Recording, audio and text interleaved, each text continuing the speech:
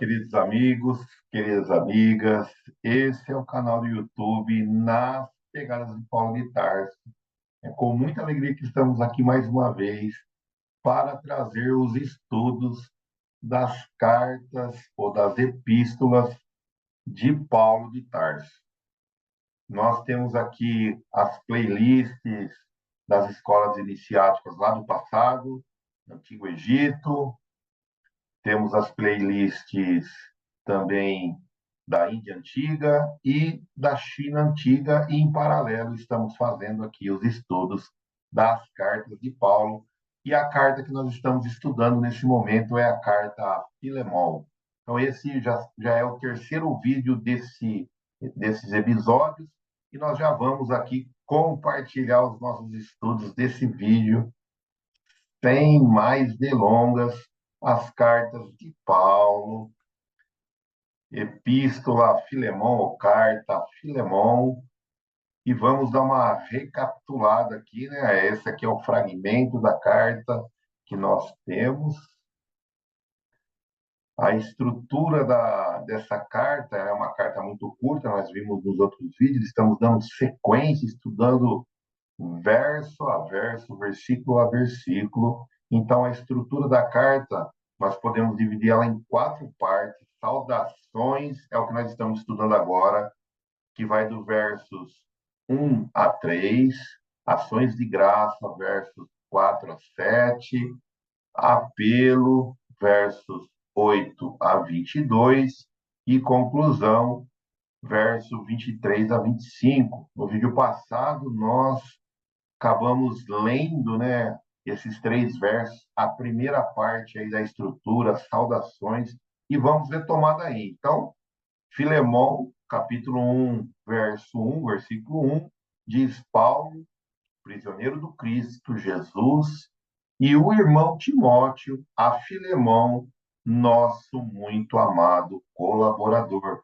Então, vamos entender um pouquinho algumas palavras por palavras aqui para podermos ir criando na nossa mente um conceito sobre ou entendimento sobre os ensinamentos aqui das cartas de Paulo. Lembro sempre que o intuito aqui não é esgotar os assuntos, muito pelo contrário, nós não temos essa pretensão, né? Então, a nossa pretensão é apenas trazer aí as primeiras reflexões, as primeiras camadas superficiais de interpretação para poder dar a degustação a cada um de nós e aí por nós mesmos irmos nos aprofundando no entendimento da carta. Então, Paulo vai falar sobre prisioneiro, né? Paulo, prisioneiro. O que é o prisioneiro? É aquele indivíduo que é privado da liberdade, que é cativo, que é preso, que é condenado. Olha que interessante, ele cita que ele é cativo, ele é prisioneiro, ele é condenado do Cristo. Ele não tem liberdade, então ele não faz as coisas por ele, né? Se ele não tem liberdade, ele está cativo, ele faz todas as suas ações em nome, à vontade do Cristo Jesus. Então aqui já vem assim, logo no primeiro verso, uma palavra muito, né, forte de Paulo, falando a Filemão, ó, eu sou aquele que estou prisioneiro do Cristo, porque eu não tenho liberdade, eu não faço o que eu quero, eu faço sim o que o Cristo quer, eu faço em nome do Cristo. Bem interessante isso. E aí outra palavra que nós separamos aqui é o irmão. Então, o irmão tem um significado para o entendimento da Bíblia hebraica, para os hebreus, ao mesmo tempo, três significados diferentes. Ele pode, né, a palavra irmão lá do aramaico, quando foi traduzido para o grego, ele tinha esse significado. Ele podia ser irmão de sangue, né, o irmão propriamente dito, ou um primo, então um co-irmão, né, o primo ali é como se fosse um co-irmão, ou parente mesmo. Então, na hora que a palavra irmão aparecia, poderia estar citando ali naquele trecho a ideia de parente, né? Só que para Paulo, quando, né, isso aqui é a ideia dos hebreus, quando vem Jesus, ele muda o conceito, né, para o cristão já na Bíblia cristã, ele já muda, né? Jesus muda o conceito de irmão, porque ele vai falar quem são meus irmãos, ou vai falar Pai Nosso, ele vai trazendo um conceito de irmandade como uma coletividade. Então, já Paulo, ciente dessa nova, ou dessa expansão da ideia da palavra irmão, ele já usa nas suas epístolas, principalmente aqui no verso 1, para falar de Timóteo, que ele é aquele cara, né, aquela pessoa que estava ali adepto à mesma fé, à mesma crença e que possuía uma proximidade afetiva. Então, ele estava muito próximo afetivamente do coração de Paulo. Então, ele está falando, meu irmão Timóteo, aquele que tem a mesma fé que eu tenho, a mesma crença que eu tenho, e também uma relação muito afetiva. É bem interessante hoje nós vemos os nossos co-irmãos protestantes, né? Um chama o irmão, por quê? Porque ele é da mesma crença, da mesma fé, então é um irmão de crença, irmão de fé. Bem interessante. Só que aqui, além dessa ideia de irmão de crença de fé, Jesus, ele extrapola isso, né? Quando ele nos ensina a orar o Pai Nosso. Se o Pai é de todos nós somos irmãos. É bem interessante, né? Irmãos em humanidade, irmãos em fraternidade. Outra palavra citada aqui é Timóteo, né? Que é o discípulo de Paulo. Então, Timóteo, depois nós vamos estudar mais para frente as epístolas, as cartas direcionadas a Timóteo, mas agora ele é citado nessa carta aqui, né, como sendo o seu irmão, né, o irmão de Paulo, Timóteo, né, meu irmão Timóteo. Então ele era o discípulo de Paulo. Ele tinha a mãe judia e o pai grego. E a avó e a mãe do Timóteo, eles são citados na Bíblia cristã, né, no Novo Testamento. E também no livro Paulo Estevão, a gente vai ver lá que é a Lloyd, que é a avó, e a Eunice, que é a mãe de Timóteo. Então, eles também foram, né, tanto a Lloyd como a Eunice, também foram tocadas, né, no coração pela divulgação do evangelho que Paulo fez para eles, né, ficou tocado ali para eles. Né, e eles se convertem à, à nova a nova crença que estava nascendo ali naquela região da Ásia Menor, e Paulo leva, né, esses ensinamentos de Cristo, que vai bem de encontro aos corações, tanto de Lloyd, a avó de Timóteo, como de Eunice, a, é, a sua mãe, né, a mãe de Timóteo. E por fim aqui, Filemão, né, a palavra Filemão quer dizer amoroso ou quer dizer que tem amor, né? Quem que tem amor, então ele é amoroso. Possivelmente ele era um romano, ou tinha o título de romano, porque era dono de escravos. Então, na época lá, quem dominava e tinha e poderia ter escravos, geralmente tem o título de romano, então possivelmente era um romano. E ele tinha em seu lar, né, um núcleo do evangelho, que nós chamamos de igreja. Nós vamos ver já no versículo seguinte sobre isso, igreja. E aqui a última palavra que nós tiramos aqui para poder entender é colaborador, aquele que colabora, aquele que ajuda ou ajuda em suas funções, né?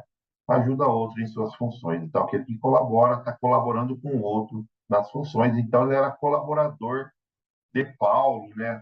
Filemão era colaborador de Paulo. Se a gente voltar aqui na epístola, a gente vai ver que aqui ele vai falar, meu muito amado colaborador, né? Aquele que colabora com Paulo na difusão do evangelho, também recebendo-os no núcleo familiar, né? Que é a igreja, bem interessante.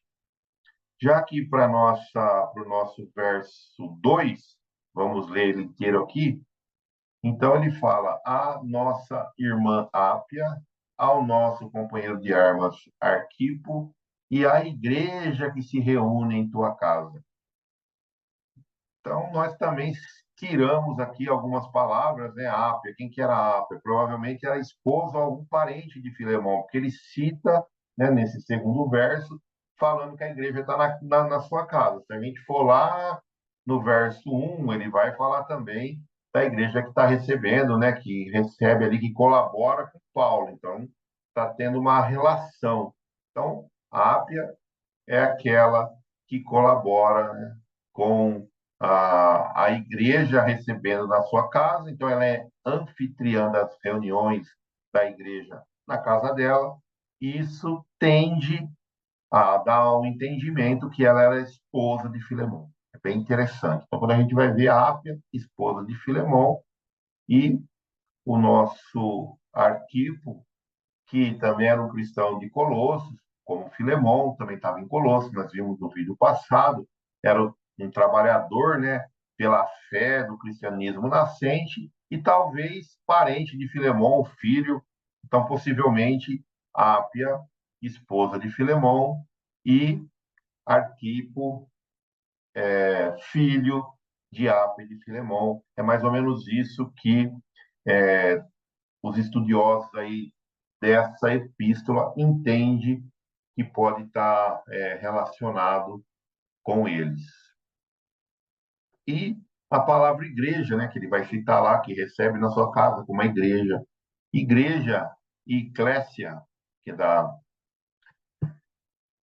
seria a escrita aí, ou em grego, né, eclésia, que significa assembleia ou congregação. Então, a igreja, eclésia, que vem dessa palavra, né, igreja vem dessa palavra eclésia, em grego, é a congregação, é a assembleia, né? É a reunião de crentes realizando a direta relação com Cristo, uma direta comunhão com Cristo, né? Se a gente está falando aqui que é uma assembleia, que é uma congregação, é fazer a comunhão com Cristo. Então, a ideia de igreja que tinha a época de Paulo não tem nada a ver com o que a gente vê hoje, né? Quando a gente pensa numa igreja, a gente vai pensar num templo religioso. A igreja aqui era uma assembleia de pessoas em algum lugar, na casa de alguém. Então, era dado como igreja, iglésias, né? Congregação, assembleia, reunião de pessoas para ter a crença, refletir, orar, rezar em nome do Cristo. Bem interessante. Então, quando a gente vai aqui para o 2, vamos aqui no versículo de novo, a nossa irmã Ápia, então a gente vai lembrar lá que irmão é aquele que tem a mesma, né, a mesma ideia de união, tem uma aproximação afetiva, tem adepto à mesma crença, então irmão e irmã, a gente já viu o irmão, né, irmã, só muda aí o gênero. Arquipo pode ser o filho de Ápia com Filemão, e a igreja que reunia na casa, na tua casa, na casa de quem? A vossa irmã, ele está endereçando, né? Endereçando a carta a Filemão, no segundo verso, a Ápia, a Arquipo, então a gente é, é induzido a entender que eles são familiares e a igreja é na casa, se reúne na casa deles. Por que a igreja se reúne na tua casa? Porque igreja, iglesias, quer dizer comunhão, né? Quer dizer ali congregação, assembleia. Então, a assembleia está sendo feita na tua casa. E é bem interessante isso. Agora, no verso 3, vamos aqui já para o verso 3, para a gente terminar a primeira parte ali da saudação hoje. Ele diz o seguinte: graças e paz a vós, da parte de Deus, nosso Pai, e do nosso Senhor Jesus Cristo. Graças e paz a vós, da parte de Deus. Ele não está dando graça e nem paz da parte dele. Ele está dando da parte de Deus, né, o vosso Pai, e do Senhor Cristo, de Jesus. Então, ele manda aí a graça. Vamos ver o que significa graça. Então, é quando você oferta ou um favor que se oferece ou se recebe de alguém. É uma dádiva. Então, ele está mandando uma dádiva, né, de Cristo, graças e paz, né, dando a dádiva de Cristo, de Deus, a Filemão. Né? Olha que interessante aqui, Paulo conversando ou saudando aqui Filemão, a quem a carta é endereçada. Ah, então, a gente vê que Paulo já começa com a saudação, falando, dando graças, né, da parte de Deus, de Cristo, tratando ele como um grande colaborador, tratando ele como alguém que ele tinha muito estima. Então, Filemão possivelmente era aquela pessoa que era considerada como se fosse um filho espiritual, né, de Paulo, aquele que o Paulo conseguiu colocar no coração dele toda a crença do cristianismo nascente, apesar dele ser dono de escravos, que era uma coisa muito comum à época, a gente tem que lembrar isso.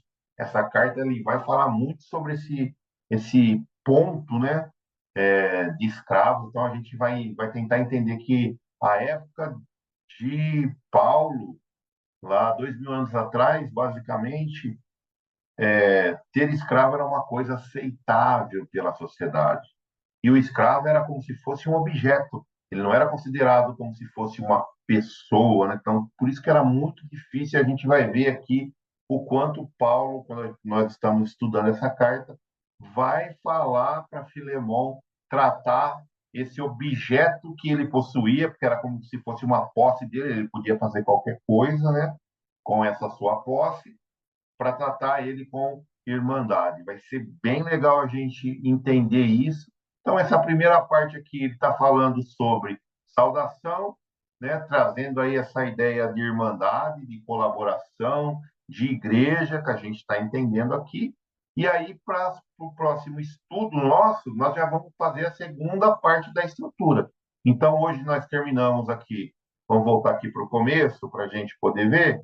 A gente terminou aqui a parte da saudação, versículos de 1 a 3, e aí nós vamos aqui agora para o final falar um pouquinho da, da segunda parte da estrutura, que era dividida em quatro, que é as ações de graça, dos versos 4 a 7.